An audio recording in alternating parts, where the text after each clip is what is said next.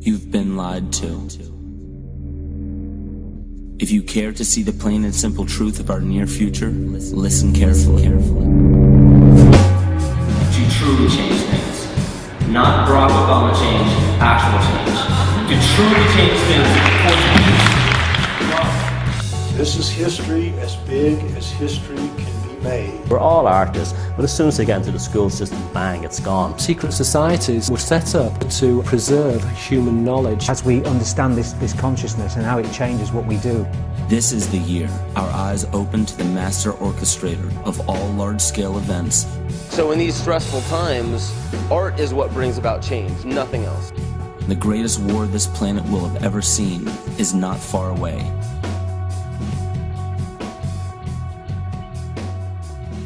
Question everything.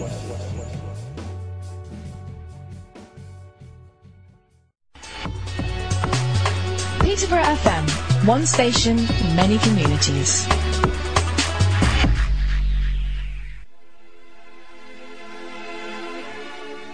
They've forgotten, or they didn't know, they're remembering. In 2010, I was in Dublin. I got talking to this African shaman who was at an event there. Amazing guy. And he just asked me what I was doing. And I said, I write books and talk about psychopaths. And he went, psychopaths, yeah. I know all about them. And I asked him, why are there so few psychopaths in indigenous cultures? And he said, well, it's because it is what he called it. He says psychopaths are the demon world trying to invade this world. Absolutely, yeah, I agree with that. And he said, and then I said, well, why do we have so many of them in the West? And he says, it's because you hate yourselves. And it's one of the most profound things I've ever heard. Yeah, I like that. He that. says you hate yourselves because of advertising and social engineering, and that has opened this door for this psychopathic consciousness to invade the Western person. And that was, even though I came from this thing in the scientific way and the psychology thing, as much as I could, I was never going to discount that there may be some aspect like that to it. But I can honestly say that's where I'm heading now. Yeah. Like I can actually see there's as much sense in that. There's as much sense in thinking of it in that way as there is in terms of psychology and neurochemistry or anything like that. They work together. You can understand the psychopathic condition when you consider all the factors, not just the scientific, psychological, psychiatry, neurochemistry, neurological, but when you factor in the allegorical and mythological aspects of psychopaths and how they've been portrayed through myth and legend, through history, in all the cultures, coupled with things like, just understanding it from a sort of the concept of the collective unconscious in terms of this. It's true. It's like I've actually, I've done so many events now, and I've listened to a lot of other speakers talking about all kinds of things, and it's now, to me, it's a spiritual war almost. It's a war between the empathic consciousness and the psychopathic consciousness. The Battle of Armageddon has begun, and it's begun in the domain of human consciousness. And for the first time ever, I think now we're fighting back, since we've stopped being indigenous people. You understand? Yeah. Like, wherever our ancestors came from, mine would have been Druids or whatever like that. Since those times, the awakened community, what we have now, is the first salvo that we fired back at them. Mm-hmm.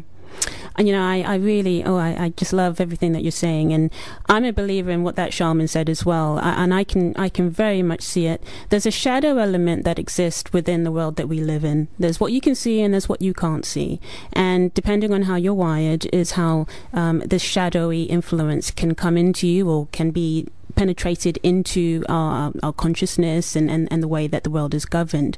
And I'm finding, and I know of course you can see it too very, very, very clearly, the television shows, the movies, everything is about a vampire or some kind of demon chaser, or it's getting so in your face now that there's no running away from it. There is a definite push of darkness coming into mainstream entertainment, and it's cool to be a vampire, it's cool to be these types of things, it's cool to be a parasite, I guess, if you could even say. And there's something inherently wrong there, but not many people, not everybody is getting it like that. Yeah, well, when I was in my late teens, early 20s, I played in goth bands and stuff like that. And the goth scene then was very different than it is now. It was more like a Victorian melodramatic dress-up thing, Absolutely, more yeah. along the kind of English romantic kind of thing. You know, a bit of like powdered makeup to make you look. Meets Hammer horror films from the 60s.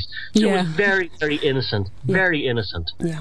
Now, when you look at like goth websites or goth culture magazines, it's young girls with their throats slashed in public toilets, or they've been eviscerated and their guts are hanging out. What's supposed to be their guts hanging out beside a urinal. And this is what you're talking about. This is the psychopathic infection. We have to think of the psychopath as we would a public health issue. It's a disease we must get rid of by isolating ourselves from it. Not only by getting the psychopaths out of our lives, of our personal lives, and not complying with the psychopathic control grid, but also decontaminating our consciousness of the kind of things you're talking about. Get rid of that bloody TV. I mean, those vampire shows are absolutely an allegory of psychopaths. In fact, you know, it's right. You see, it ties in perfectly with what, you know, Carl Jung spoke about, how, you know, culture is the representation of the unresolved shadow of the human psyche.